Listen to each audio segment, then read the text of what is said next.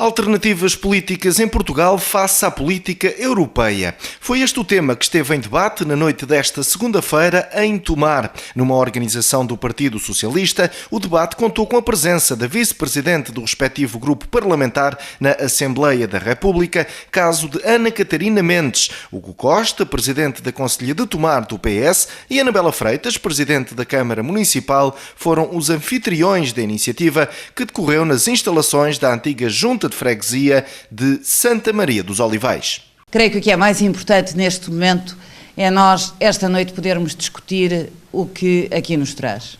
De que forma, muitas vezes, nós estamos habituados a que a política europeia seja uma política longe dos portugueses. E há uma primeira nota que eu gostava de dar, é que desde a entrada do Tratado, em vigor do Tratado de Lisboa, depois de ter caído o projeto da ideia de Constituição Europeia, de criação de Constituição Europeia, a presidência portuguesa, em 2007, conseguiu que se obtivesse um consenso na Europa e que conseguíssemos ter o Tratado de Lisboa, hoje Tratado de Lisboa, assinado nos Jerónimos e que, sob a alçada de um governo socialista, que muito nos deve orgulhar e deve ser relembrado nestes fóruns também. E eu chamo a atenção do Tratado de Lisboa porque o Tratado de Lisboa nos coloca algumas responsabilidades enquanto cidadãos europeus. Por um lado, porque nós somos cidadãos europeus, nós hoje já não somos apenas Portugal, nós hoje, ou portugueses, nós hoje somos cidadãos europeus.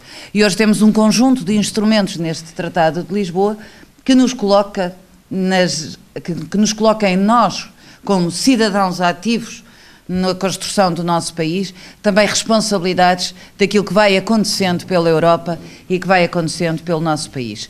O segundo dado do Tratado de Lisboa, ele é muito extenso, mas eu vou tentar apenas focar estes dois pontos, é que o Tratado de Lisboa dá um poder aos Parlamentos Nacionais como até aqui não dava. E isso significa que hoje os Parlamentos Nacionais são fiscalizadores, por um lado, do Parlamento Europeu, mas ajudam também a legislar ao fiscalizarem, ajudam também a legislar o Parlamento Europeu. Isto significa hoje, para esta sala e para todos os que nos ouvem lá fora, através deste microfone que tenho aqui à frente, isso significa hoje que nós temos responsabilidades muito mais elevadas em termos europeus do que tínhamos. E é por isso que os parlamentares portugueses também deviam ter uma voz e devem ter uma voz mais ativa nos Parlamentos Nacionais. Os Parlamentos Nacionais podem hoje vetar decisões importantes que passem pela Comissão Europeia ou que passem pelo Parlamento Europeu e podem hoje, rapidamente, qualquer cidadão dirigir-se às instituições europeias com queixas de algumas das coisas que entendem que os Estados não estão a fazer o seu melhor papel. Mas isto para dizer a importância dos Parlamentos Nacionais, a Europa não está assim tão distante de nós, a importância da coesão dos Parlamentos Nacionais. Da mesma forma como nós falamos cá dentro da necessidade dos municípios estarem ligados, interligados, de potenciarmos parcerias, de potenciarmos estratégias de desenvolvimento, os Parlamentos Nacionais têm hoje, a 28, essa responsabilidade também. Eu queria focar-me em 3 pontos. O ponto do diagnóstico onde nós estamos, que todos nós conhecemos, socialistas, hoje, e infelizmente os portugueses têm sentido de forma absolutamente dramática. Aquilo a que nós assistimos hoje é a uma economia que perdeu 400 mil empregos, voltando aos níveis da década dos inícios de 90, desde 2011, uma quebra no investimento de 30%, regressando aos níveis da década de 80. É uma imigração sem precedentes, senão na década de 60. Mais de 300 mil pessoas viram-se obrigadas a sair do país. E eu, que sou totalmente favorável à mobilidade dos mais jovens, à possibilidade das trocas de experiências, dos Erasmus, hoje não podemos olhar para estes 300 mil imigrantes como sendo uma experiência simpática que vão fazer, porque a esmagadora maioria das pessoas que estão a sair neste momento, nestes números, são pessoas que não encontram oportunidades no seu país, aqui, para poderem desenvolver as suas competências. Como disse o António Gameiro ainda agora, a pobreza e a desigualdade voltaram a níveis gritantemente, eu diria, dramáticos. Eu tive a oportunidade, sou como também presidente da Federação Distrital de Setúbal, e tive a oportunidade de dizer, no sábado, nas primeiras jornadas parlamentares que os deputados de Setúbal organizaram, só naquele dia eu tive 4 pedidos de emprego de gente a chorar. Dramaticamente, hoje, as famílias confrontam-se com o desemprego, a perda das suas casas, a perda dos rendimentos e a fome. E qualquer socialista que está nesta sala não pode deixar de olhar para isto com enorme preocupação e, sobretudo, com vontade de reagir a este drama. A dívida pública ronda hoje os 130%, o que significa também que, quando a Ministra das Finanças nos diz que tem os cofres cheios, nós perguntamos de que vale ter os cofres cheios se há gente com fome em Portugal. E isto não é demagogia, isto é a realidade dos dias que correm. O ajustamento externo que hoje se fala é explicado pela diminuição da procura interna, e é bom que sublinhemos isto. Houve uma queda das importações, as exportações continuaram a crescer ao ritmo antes da crise, fruto essencialmente do investimento dos próprios empresários e não pelas medidas que este governo podia ter e não tomou de empenho e incentivo às pequenas e médias empresas. A frágil retoma de 2014, quase totalmente assente hoje no consumo interno, resultou essencialmente das correções impostas pelas decisões do Tribunal Constitucional. E esta é a realidade que não pode ser escamoteada também. O programa de ajustamento português não resolveu o problema estrutural da competitividade da nossa economia e, consequentemente, não garantiu a necessária sustentabilidade das nossas finanças públicas, como tive a oportunidade já de demonstrar. Volto à queda brutal do investimento e volto a um tema que me parece importante, que é o tema do desemprego. É neste contexto, meus caros camaradas e amigos, que vos digo que é preciso uma agenda europeia exigente. E uma agenda europeia exigente capaz de dar resposta à falta de crescimento ou à estagnação do crescimento da zona euro, mas vamos concentrar-nos em Portugal, àquilo que é a situação que agora temos em Portugal e uma resposta europeia exigente a medidas que são necessárias ao crescimento e que esse crescimento da economia possa trazer mais emprego. Isto significa que nós devemos também sublinhar não só o papel dos parlamentos nacionais, mas também o papel que o Partido Socialista Europeu e o grupo da nossa família política têm tido na definição das políticas europeias. Não só pelo papel crescente que o Parlamento Europeu ganhou nos últimos anos com o Tratado de Lisboa, mas também porque a importância do grupo que nós temos, depois das últimas eleições europeias, tem contribuído para avançar de políticas europeias e especialmente para políticas focadas mais no crescimento e no emprego. Se há hoje uma inversão, ainda que insuficiente, do rumo político, da política da austeridade da União Europeia, isso deve-se essencialmente ao nível do papel do Parlamento Europeu, e já lá iremos explicar, e também à influência que o Grupo Socialista tem tido nas mudanças de atitude da Comissão Europeia ou do Conselho. Podemos, aliás, realçar que as medidas que têm sido alteradas, ou do que eu acabo de dizer, o grande envolvimento do Grupo Socialista, através da nossa eurodeputada Elisa Ferreira, nas discussões sobre a União Bancária e nos avanços que se conseguiram graças aos progressistas no Parlamento Europeu. E que também o plano de investimentos estratégicos que só viu a luz do dia devido à forte pressão e à necessidade de entendimento que os socialistas fizeram. Mas não basta olhar para isto. Eu creio que é importante que nós hoje percebamos que a austeridade falhou E eu trouxe também para deixar aqui o relatório da Comissão Europeia que saiu há 15 dias, do comissário Moscovici,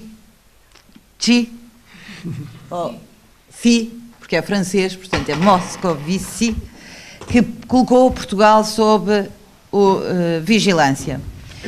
E eu creio que este relatório dos desequilíbrios macroeconómicos que demonstra os desequilíbrios macroeconómicos excessivos em Portugal, designadamente o aumento da dívida pública de que já falei, mas também por uma política de austeridade incapaz de lidar com os mais pobres e um cenário de durabilidade dos altos níveis de desemprego num cenário de fraco crescimento. Eu destaco estes 3 pontos. Nós ouvimos o Governo todos os dias a dizer, desde os últimos dias, que temos os cofres cheios. E todos os dias a dizer que o programa de ajustamento, que o programa de austeridade expansionista foi um sucesso, que conseguimos que a Troika se fosse embora. Mas a verdade é que é a própria Comissão Europeia que vem dizer no mês passado que Portugal tem que ficar sob vigilância pelos desequilíbrios macroeconómicos excessivos, designadamente porque houve o aumento da dívida pública como não se via e por uma política de austeridade incapaz de lidar com os mais pobres.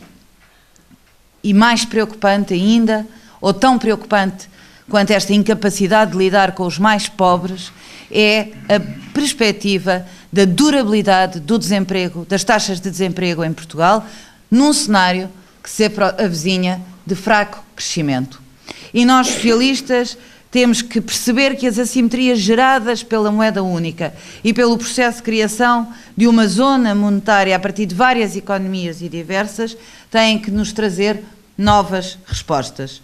A convergência que se pedia, ou melhor, aquilo que se pedia quando se construiu o euro, era que houvesse convergência e coesão. E os mecanismos financeiros deviam ter tido a capacidade de fazer esta convergência e esta coesão. E é por isso que recentrar o debate sobre a coesão e a convergência na União Europeia é absolutamente essencial. E eu creio que está na altura de começarmos a abandonar o debate sobre a dívida. Ele serve à direita, como nós vemos em Portugal, e serve sobretudo para dizer os cofres estão cheios. Mas o que é mais importante nos dias de hoje é saber como é que se faz, como é que não se prolonga mais o problema da pobreza e da falta de crescimento. Os programas de austeridade, e é bom não esquecer que nos últimos 10 anos foi Durão Barroso que esteve à frente da Comissão Europeia. É sempre bom que nós não nos esqueçamos que tivemos Durão Barroso à frente da União Europeia, que foi conivente com este governo na implementação do programa da Troika e, sobretudo, na honra e no orgulho que têm de ter ido além da Troika. Ora, eu diria que, não concordando globalmente com a perspectiva que este relatório da Comissão Europeia tem, eu concordo com o seu diagnóstico. O diagnóstico é, de facto, de maior pobreza. E eu atrevo mesmo a dizer-vos que os números são impressionantes quando falamos de falta de proteção, de falta de proteção na população desempregada, deixem-me só, para não falharmos em números, a falta de proteção, os índices de pobreza, para não vos maçar com muitos números, há 4 números que eu acho que são importantes nós termos em conta. Foram cortados beneficiários do rendimento social de inserção nos últimos anos, 131 mil pessoas estão mais pobres. Há uma quebra de 38% de beneficiários do rendimento social de inserção. No subsídio de desemprego, aquilo que nós podemos assistir é que a falta de cobertura em situação de desemprego, que era em 2010 desempregados de longa duração, aqueles que deixaram de ter qualquer proteção neste momento está nos 29%. Os desempregados há menos de um ano que estão sem proteção social estão nos 41%. E por isso mesmo estes três dados dão-nos a dimensão do que é o drama da pobreza.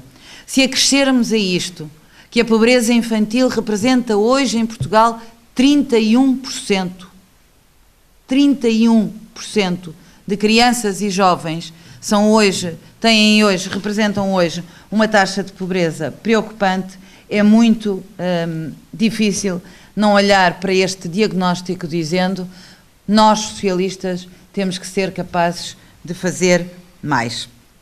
E por isso mesmo, os sinais, segundo tópico, eu estou a amassar-vos muito com o diagnóstico, mas eu devo confessar que quando começo a falar sobre este diagnóstico fico, primeiro, muito revoltada, segundo, muito indignada, terceiro, muito empenhada para que este governo, para dizer basta deste governo e para que os socialistas possam ter respostas. E isso implica que nós aqui dentro também, saibamos estar todos juntos, na mesma direção, naquilo que é preciso fazer. E o que é preciso fazer é voltarmos a uma rota de crescimento e termos a possibilidade de dar mais dignidade às pessoas. Os sinais, é o segundo tópico, os sinais que vêm da Europa. Já falei deste relatório da Comissão Europeia, mas não resisto a falar do relatório que saiu a semana passada e comecei pela importância do Parlamento Europeu. Saiu a semana passada um relatório do Parlamento Europeu que faz um diagnóstico sobre Portugal em várias áreas. E a área da qualificação é absolutamente preocupante. Nós temos hoje uma taxa de insucesso escolar que não acontecia desde 2006. Atingimos os 2 dígitos, 10,4% dos nossos jovens hoje têm insucesso escolar. E não me venha o senhor Ministro da Educação falar em rigor pelo rigor.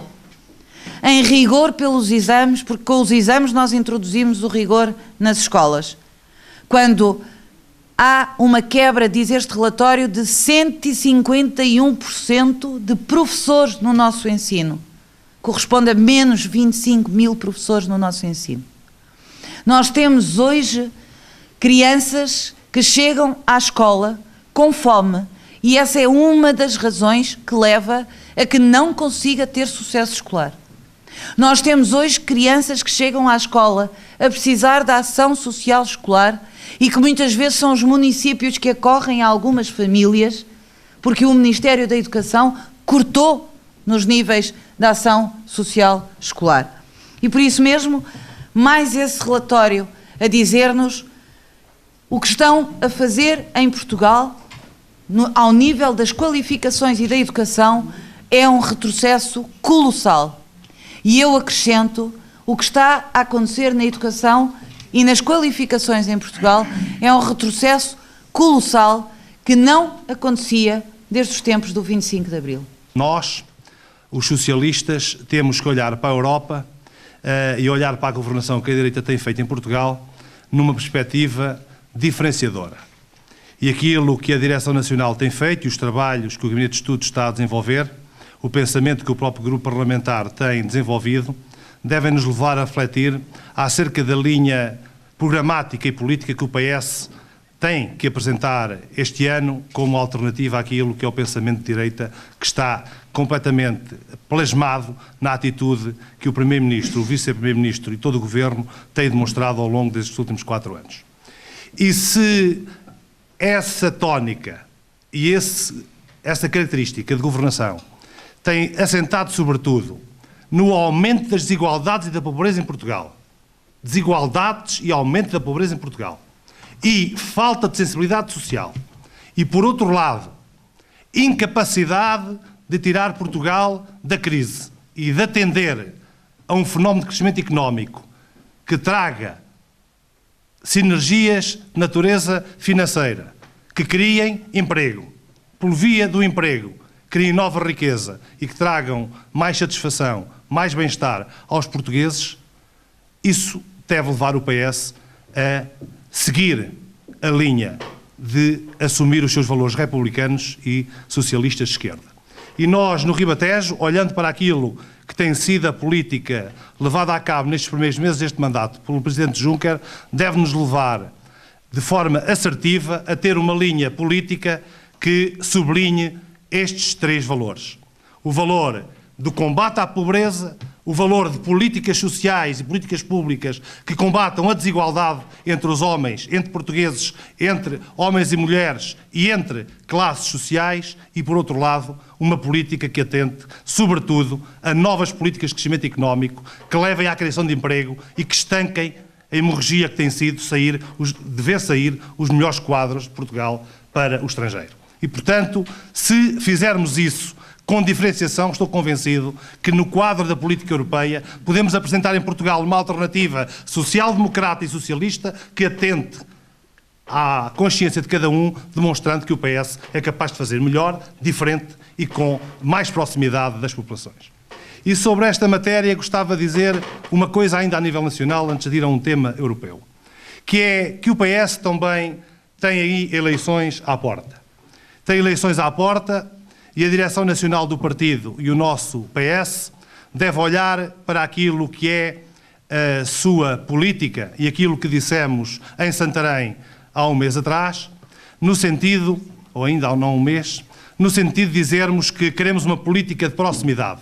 Mas não faz nenhum sentido dizer que queremos uma política de proximidade e depois, quando temos que escolher protagonistas, mudamos os protagonistas de Faro para Braga, os de Braga para Coimbra, os de Coimbra para Lisboa, os de Lisboa para Castelo Branco. Sejamos claros e objetivos. O Ribatejo e os ribatejanos pensam e escolhem os seus candidatos, os seus representantes, pelo trabalho que lhe reconhecem ao longo dos anos no território que habitam. E, portanto, sejamos capazes também de compreender que o fenómeno da descentralização administrativa, da governação de proximidade, precisa de protagonistas dos territórios e não de protagonistas que não têm nada a ver com esses territórios. Porque quando nós, na Europa das regiões, e quando enchemos a boca de solidariedade, de capacidade de concretização e, ao mesmo tempo, noutros fóruns, debatemos temas como a crise dos partidos políticos e da falta de representação, esquecemos sempre que é nos momentos decisivos que devemos ter atenção a essa falta de critério que temos tido nos últimos anos. E por isso, quando olhamos para a Europa, devemos também dizer que a esquerda europeia tem muita culpa da situação que a Europa vive. Porque nós quisemos alargar a todos ao mesmo tempo, de forma igual, sem curar de saber que tipo de doenças é que isso trazia. Faz-me lembrar o aumento ou a diminuição da pobreza espontânea e temporária que o Brasil teve. A esquerda brasileira rapidamente se uniu numa grande coligação de esquerda para tirar pessoas da pobreza. Esqueceu-se foi de perceber que, dando tudo a todos, no curto e médio prazo, todos voltariam à pobreza.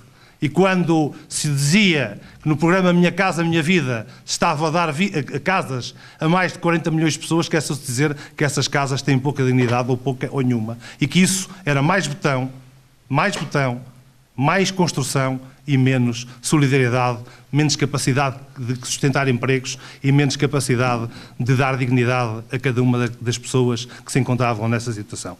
Não é só com subsídio e botão que se resolvem problemas. Tem que haver políticas estruturadas que a Europa tem que ajudar a construir nesta Europa dos homens e dos valores, que numa Europa solidária exige que cada Estado assuma a sua responsabilidade. E a esquerda, quando teve o poder na Europa, fez coisas muito boas, mas fez um alargamento demasiado brusco, sem atentar às dificuldades que isso trazia do ponto de vista da consolidação do euro, do ponto de vista da consolidação das políticas europeias e da diferenciação abismal que existe de desenvolvimento entre muitos desses Estados.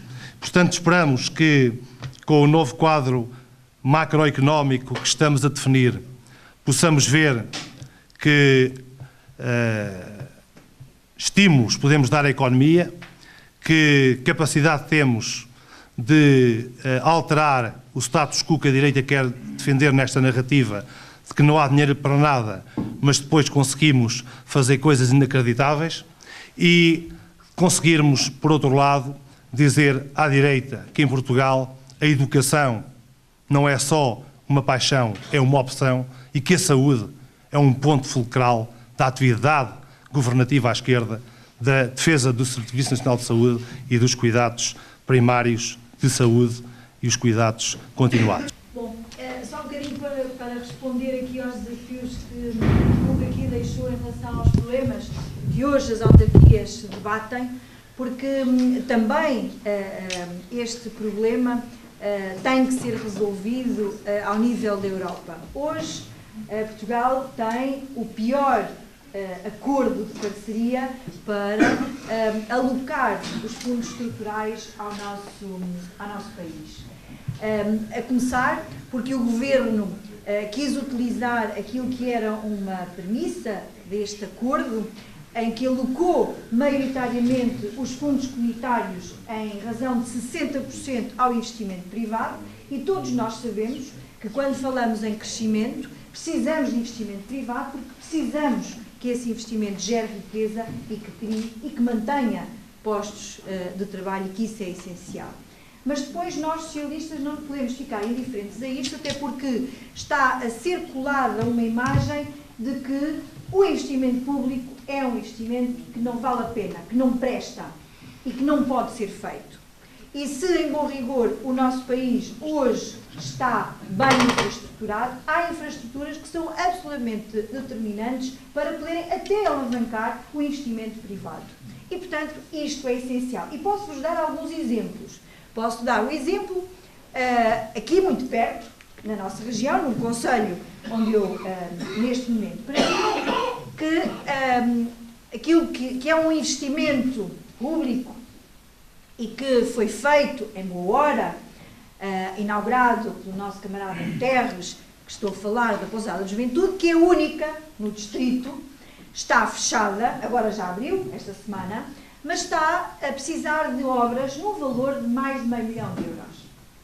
E quer o Governo entregar a gestão ao privado. Eu quero saber quem é o privado que vai pegar num equipamento deste, e como este há vários pelo país fora, sem nós termos um conjunto de verbas, de meios alocados, em primeiro lugar, para reabilitar este património e o pôr ao serviço da economia. Tal qual na área da educação. Como sabem, a Câmara de Abrantes foi convidada para ser pioneira, piloto, chamem-lhe o que quiserem, no acordo para a transferência de competências na área da educação. E nós aceitámos, porque há duas formas de estar nestas coisas: ou nós vemos o comboio passar e ficamos à espera, ou então somos nós próprios o comboio, somos nós que incutimos o ritmo. E eu achei, e continuo a achar, em primeiro lugar, que a descentralização é essencial. Ainda hoje mesmo, na reunião, no debate que houve sobre a agenda para a década, o nosso secretário-geral começou por afirmar que é absolutamente determinante que haja descentralização, e que haja descentralização na área da educação para as autarquias.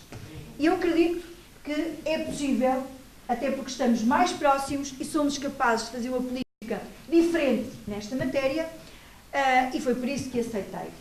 Mas dizer que, a esta altura, as negociações começaram ao ano, tivemos quase 9 meses sem haver um e-mail, uma troca de correspondência, e agora, a semana passada, disseram-nos que é dia 26 que temos que assinar o acordo. E, portanto, é manifestamente impossível que as autarquias, a esta altura, assumam o que quer que seja, ainda por cima, quando estamos a poucos meses das eleições, e há uma instabilidade grande também, até do ponto de vista das iniciativas que o Governo não fez e que agora quer fazer tudo de uma vez. Mas dizia eu, retomando o investimento, como é que é possível pensar-se na transferência de competências para as autarquias quando o parque escolar não está todo reabilitado? Como é que as autarquias vão assumir responsabilidades em matéria de infraestruturação ou de manutenção de infraestruturas quando aquilo que é o dinheiro que está disponível neste momento no quadro comunitário, que há de começar um dia, para a educação e para as infraestruturas, foi considerado uma prioridade negativa? Ou seja, como é que nós estamos neste momento a pensar descentralizar o que quer que seja, em fazer uma reforma do Estado efetiva, quando não se contempla na realidade, estes processos.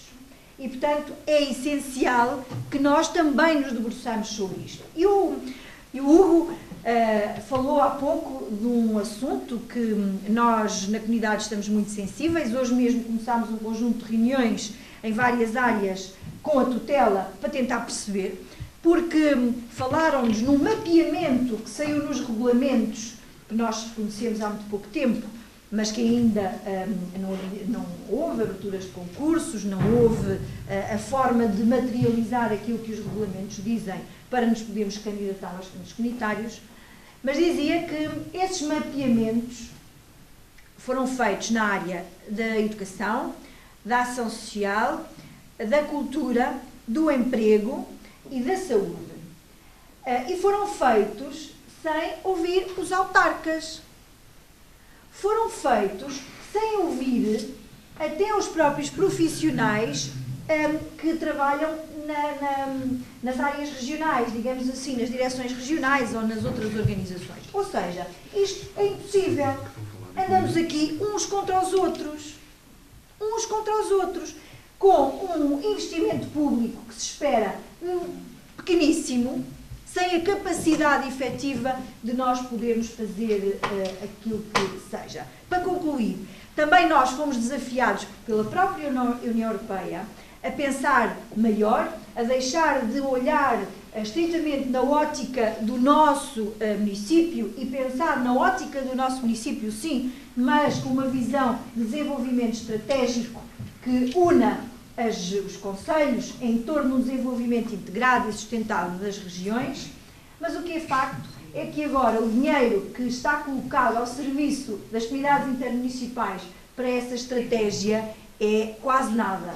Como diz o nosso secretário executivo, o nosso camarada Miguel Pombeiro, fomos desafiados a construir uma grande quinta e agora aquilo que nos é pedido é fazermos uma coisa que cabe no quintal lá de casa. E, portanto, é bom que também nós, todos socialistas, tenhamos consciência disto e que comecemos a falar disto lá fora, porque a expectativa do cidadão é muito grande, até porque passa por momentos de grande aflição e vira-se para quem está mais próximo, que somos nós, as autarquias, e nós temos muito pouca capacidade neste momento.